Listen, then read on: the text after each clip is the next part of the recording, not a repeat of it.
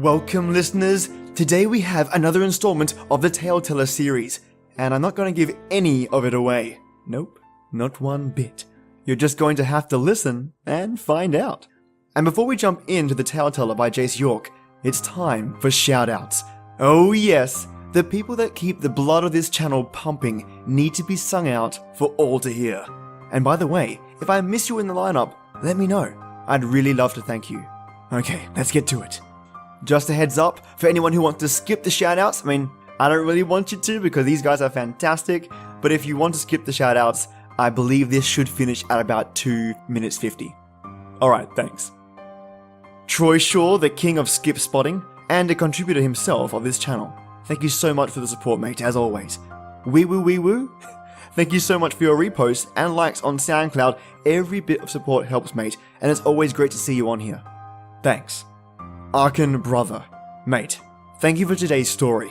With your writing talent and my wordsmithing, we have ourselves a great mix. Thank you so much for your support, mate, stories, and contributions to the channel. All of us are happier for it. Star Eve 2099. Thank you so much for your comments, support, and interactions on my SoundCloud channel. It's awesome to hear what you have to say. Thank you so much. Kyle Brunt. Mate, thank you so much for Michi's journey, and I can't wait to get your collaboration story with Jayce York in the future off and recorded. It's gonna be great, I can tell. Thanks, mate. Sin, thank you so much for your constant support, hilarious comments, and yokai know-how. Great to hear from you, Sin. Paul Grayling. Mate, thank you for your reposts and likes, buddy. I really appreciate your support. Cheers, mate. Now, I have some recent followers I want to welcome. Megan Jones, Baku Boy, Jennifer Zimmerman, I Own Cows, Werewolf Ducky, and user 7240121. Welcome to the channel. So glad you found me. And on this, I Own Cows, Werewolf Ducky, and user 7240121, and Paul Grayling went on a listening, liking, and supporting spree. I came back over the weekend to find my notifications going fantastically off the wall. I mean this in a good way. Thank you so much. And I want to do one more set of shoutouts to the top 3 cities that listen to me. I've got Nashville, Tennessee, United States, Puerto Penasco, Mexico, please anyone from Mexico correct me, and Eureka, California, United States. These are the 3 top cities that support this channel. Thank you so much. Okay, lovely listeners, let's turn the lights off, the sound up, and get ready for something different. My name is Jonathan Hunter. I'm 23 years old. The date is January 9th, 2088, and I believe I've met the man I've admired all my life today. His name is the Tale Teller, and here is what he shared with me. I was walking home from work last night when I heard something. It sounded like a cry for help. I didn't know what to do. So I stopped and decided to ask a question to the darkness around me. Is anyone out here? I didn't think that I heard what I heard out there, next to the gravel path on the middle of the woods at night, and I didn't think it was an issue. Perhaps I misheard something in the woods. Now though, I know. When I called out to whatever was making the noise, the crying stopped and the growling started. Suddenly, from out of the trees, a branch snaps abruptly, and from the dense bushes below, bursting through the foliage, is a maddened werewolf. Before a thought walked into my brain,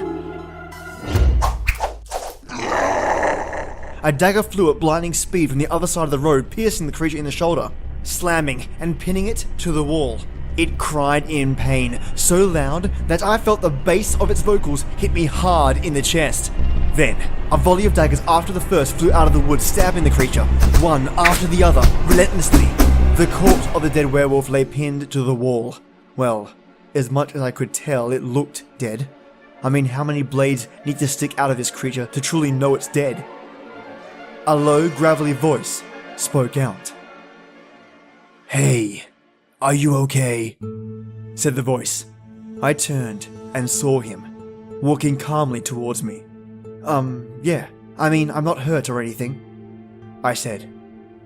The man responded with, "Good," before reaching out and activating a device on his wrist. I looked at the werewolf who had reverted back to its human form. At the end of the dagger's handles, the same blue light illuminated before shaking a little. The daggers then flew back, attaching themselves to the device on his wrist. Without warning, I felt dizzy and sick before I sat down. I knew that fairy tale creatures were real.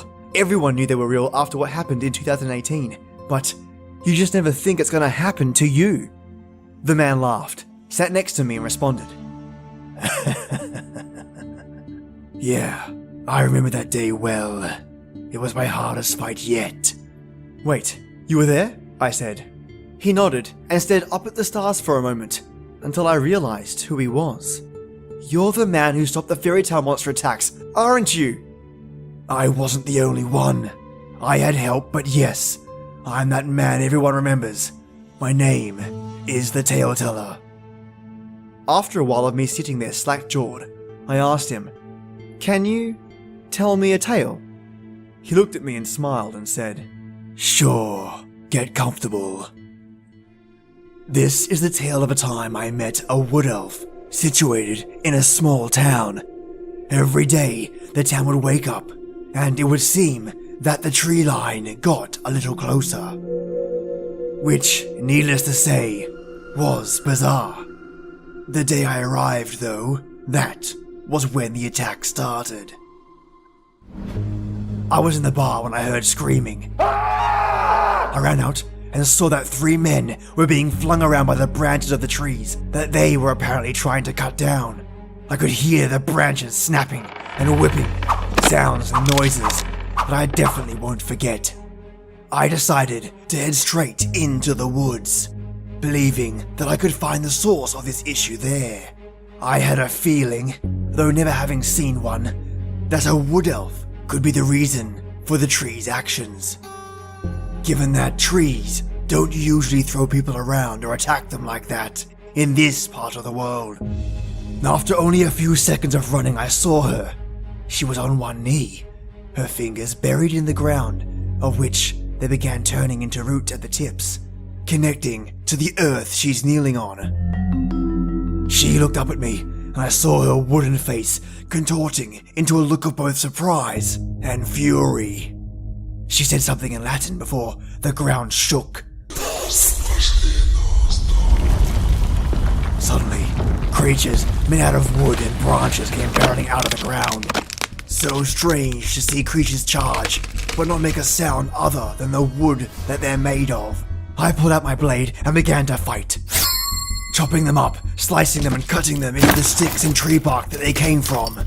I destroyed so many of those wooden golems that I couldn't tell if she was making more every second, or if the golems were reforming, regenerating, and attacking once more. Out of nowhere, I felt a wind geyser burst beneath my feet, causing me to ascend sharply into the sky, throwing me up into the air and landing squarely on the arm of a tree. Although I can't die, fighting these forever was definitely not an option. I needed help. I needed support. Taking a deep breath, I pulled out a craft wooden whistle given to me by a friend, an instrument he knew all too well, and I blew into that whistle with all my strength. I heard nothing, but was surprised to see the elf and the golems writhing in pain, covering their ears. When I stopped, the golems began again, and were about to start climbing the trees to wrench me down into their jaws, when a howl was heard in the distance. An old friend came barreling through the woods and leaped into the air, his shadow drifting past me as it cascaded over the branches of the trees. Kid had arrived. Landing on his hind legs and drawing his sword, he was ready for a fight. You see, Kid is a werewolf, and if you saw a werewolf land in front of you with a sword in his hand, you'd be frightened out of your mind. It's bad enough they have the strength, the claws and the bite, but the finesse to wield a blade with that strength, that's enough for anyone to want to change their britches. The golems began once again, as they felt nothing but anger and hatred. As they continued charging up the tree base to reach me, the other group, seeing Kid, diverted their attacks towards him. Kid saw them coming and swung his blade in long, clean motions, cutting 3 enemies down in one swing, shredding the remaining 2 with his claws, and another shattered with a bite. I leapt down from the treetops, yelling haphazardly, "You take care of the creatures, I'll go after the elf." He nodded, and I ran after her. The elf noticed me on her trail, and she knew she needed to even the odds. So, with a short dash and a vertical flip, she dove straight into the earth in front of me. I've never seen this before, ever. Not surprising. I've never seen a wood elf at this point either. Let's just say, I learned something new that day. All I knew was that she was gone, and the ground beneath my feet began to feel like I was walking on custard. I scaled the nearest tree, dreading what my gut instinct had already guessed.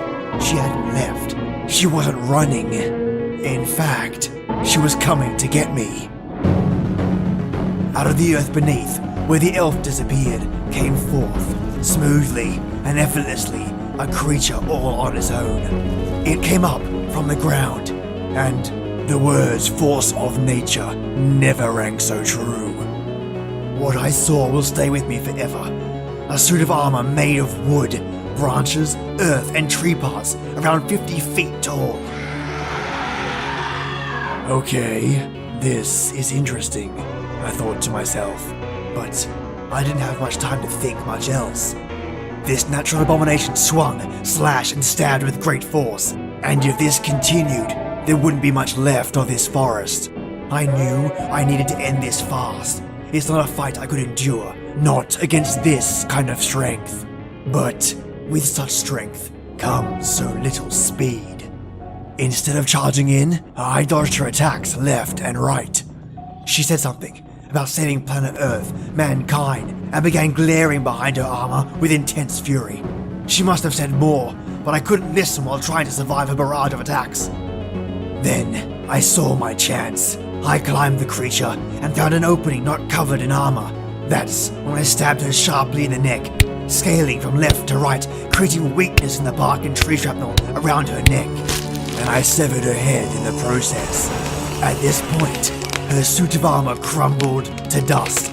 The golem that Kid was fighting froze in place. And the town was saved. That's my tale. I stood mouth agape to his story, but I was wondering something, and I couldn't help but ask, "Hey, why did you decide to tell me this story specifically?" He stood up, and so did I. The tale teller looked left and said, "No reason," and walked away. I tried to see where he was looking and staring a few seconds ago, and I noticed that the bottom of this tree looked like it had a humanoid shape. And I couldn't help but think about the tale I was just told. I turned to see him one more time, but he'd already vanished, hopefully off to another adventure, and to continue to protect and help those that desperately need it.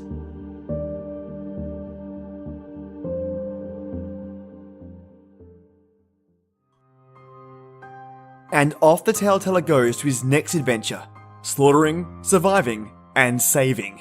Thank you so much, Jayce York, for this wonderful story, and I hope all of you enjoyed today's episode. There are more Tale Teller episodes on the way and in the works, rest assured. And I'd like to do a call out to all you listeners. Do you have a story of your own? Don't hold back. It can be paranormal or ghost stories, urban legends or lore from your hometown, your favorite SCPs, or plucked right from your imagination, just like these great authors. Send your tales straight to StoriesFablesGhostlyTales at gmail.com. Don't hesitate. And for all you authors out there, or starting out authors, who are nervous or worried about starting their stories, pick up the pen or open up Word and just start writing. Don't worry about what anyone thinks or whether or not it's good or bad. Write your thoughts down and massage them, and then send them my way. The hardest part is getting that ball rolling. Once you've got it rolling, the rest will follow. So stay tuned for the next episode, I think that one will be a little bit different again. I mean, all these stories are unique and different. This one's titled The Cleaner, and by a recent follower on here called I Own Cows. I am grateful to have a fan base that listens and contributes. Absolutely fantastic. And I reckon it's not what you're all thinking. If any of you have a guess and want to let me know, if you have a chance, hop onto SoundCloud and even leave it in the comments of today's episode. And maybe I can see how many of you have got it smack bang on. And believe me, I read every single comment and respond as quickly as I can. Okay, listeners, it's that time. This is the place where stories live, and you tale-tellers come to listen. Enjoy your day or night, and join me every weekday for our creepy tradition. And as always, till next time.